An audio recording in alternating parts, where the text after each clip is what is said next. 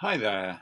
You may remember the last time in the videos I was talking about your automated sales machine and what you have to have in place by way of an opt-in page, a thank you page, and a place where your email list is held that you can send out emails from. Because once you've got somebody's address, a lot of your work is going to be done through the medium of emails in the form of content marketing, wherein you're going to send your subscribers a mixture of what is broadly speaking entertainment, where you tell them a bit about yourself and your day, what you've been doing, and they build up a picture of you. And a mixture of that and proper education about marketing, some valuable tip that can help them in their business and move it along a little bit, which ties in, with some degree of ease into the little story you were telling them. And then every now and again, you're going to make them a pitch to a product you're promoting. It's important to remember, if you're going to do this properly, that you're not going to be pitching them the whole time. That's the number one mistake a lot of people do, is just constantly making sales pitches to people on a number of different products and expecting people to actually maintain an interest in what they're about, because at the same time they're very often just not giving any information away and not bothering to build a relationship with their subscribers. Um, and you can see that in quite a lot of emails you get through your own inboxes. And it's, in the long run, it's a surefire way of getting unsubscribed, because people just get bored of it. You can't be buying products the whole time, not from that area anyway. If you may not even be interested in those sort of products, and people just sort of try and get on the bandwagon and hope to make a few sales. But they're not really going to last for very long as marketers, because they're just trying to flog off things. So, contrary to that, you want to be building up a rapport with your subscribers in a process of getting them to know, like, and trust you, which, as I've said, you do through the medium of telling them about yourself, little stories about your life, which tie in with educational points you want to make, which are valid, and help along the process of their businesses.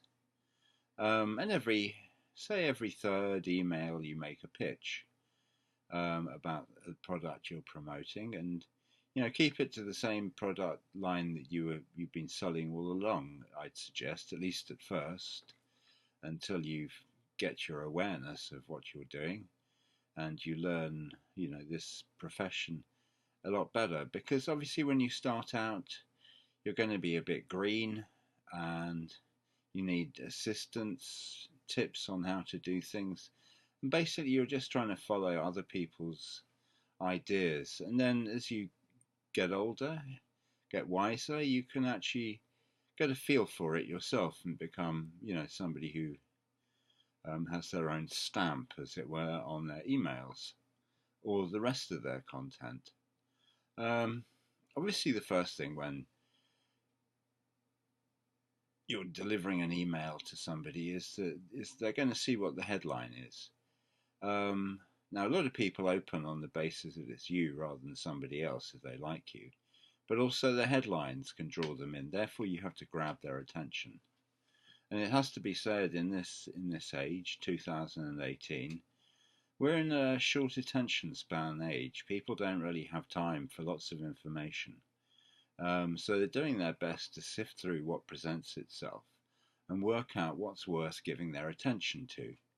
And very often they skimp over things they might like, and are drawn in by, you know, headlines which are slightly more sensationalist, that are attention grabbing. It doesn't mean to say that the emails themselves are better than the other ones. It just means that the person who's writing the emails is good at writing these headlines. And as you learn, you have to learn to do the same thing, just as I do.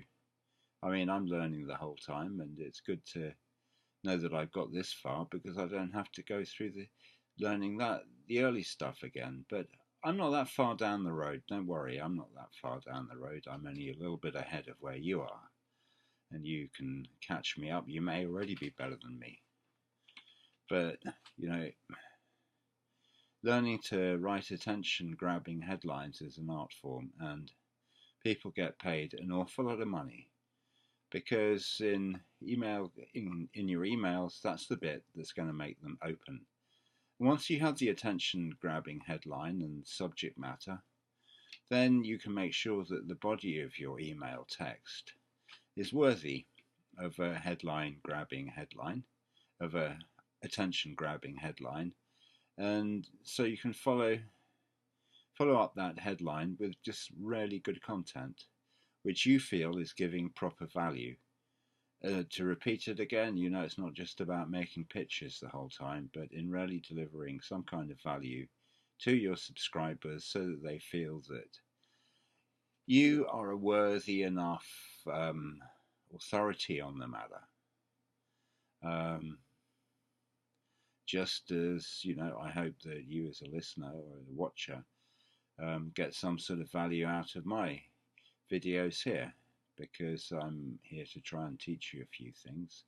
As I say, I'm not that far ahead in the game.